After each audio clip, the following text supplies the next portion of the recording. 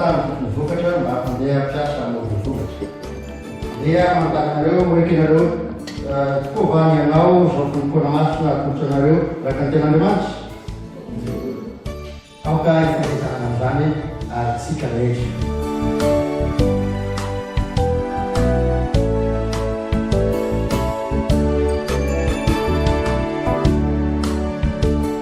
Bapak fiangonana manggaraneo matutira itu di fiangonana Putrana Malagasy ity amin'Andriamanitra ray Sabatsy Masina dia mbaro zao fa votatukana soma masina voninahitran'Andriamanitra ny fampandrosoana ny fiangonana ity atotokira tanora fahazavana Kristy na afakiriny ity sy ny fanamena izay hoentiny gn'Andriamanitra ray sy ny zanaka ary ny fanamasina.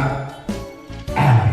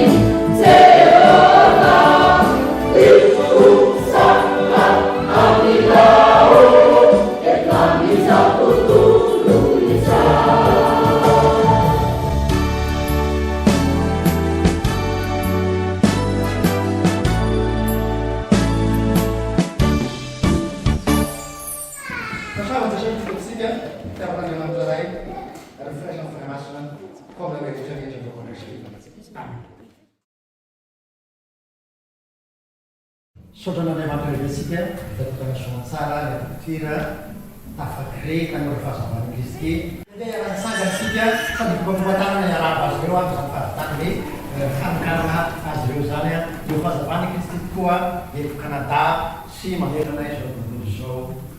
Sao lehibe toko ny afaka mahazo toerana.